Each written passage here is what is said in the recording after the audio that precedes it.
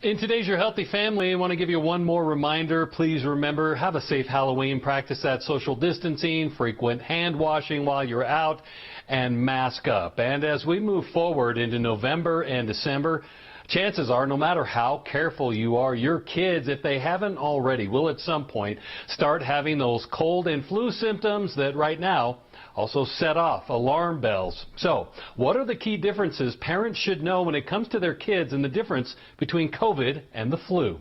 Unfortunately, there are a lot of overlapping symptoms between flu and COVID, and actually a lot of the other respiratory viruses that circulate around the fall and winter time.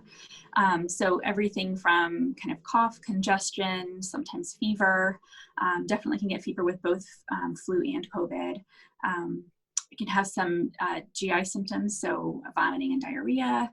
So it kind of runs the gamut, and it's really hard to differentiate one from the other. One of the most important things you should do, if you haven't already, is make sure your kids have their flu shot. The flu vaccine is really important every year. It helps decrease the number of kids who would be hospitalized from flu-related symptoms or complications. And in some people, we think it does help prevent the flu, but in others, again, who do get the flu, the symptoms are less severe than they would have been. A flu shot also protects others around you or your child and reduces the chances of anyone getting COVID and flu at the same time, as we're still waiting for a COVID vaccine.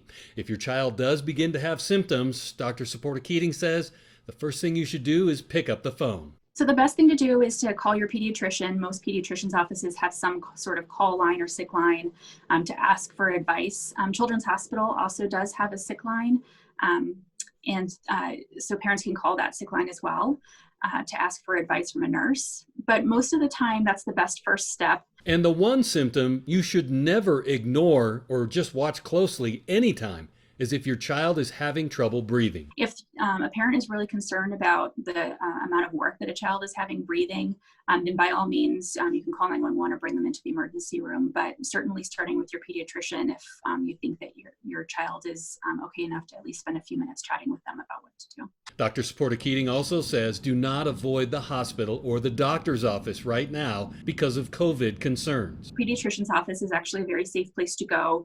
Most places are doing well visits very separate from the sick visits. So half of the day is for well visits, half of the day is for sick visits, and they're all using very good precautions in terms of their own personal protective equipment, masks and gloves and good hand hygiene. So the pediatrician's office is actually a very safe place to go, as is the hospital.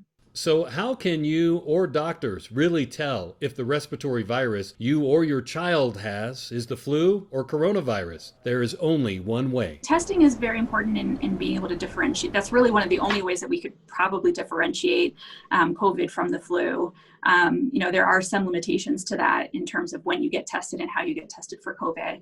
But certainly a flu test can sometimes be helpful, particularly when we're starting to see flu, which we're not quite there yet. But the availability of COVID testing is very important, and we do have testing sites available at multiple locations that can be helpful for understanding why someone's having symptoms. For more on this story, including the Children's Hospital Colorado free nurse line that you can call anytime statewide, head to the online version of this story at yourhealthyfamily.com. Always watching out for your health. I'm Ira Cronin.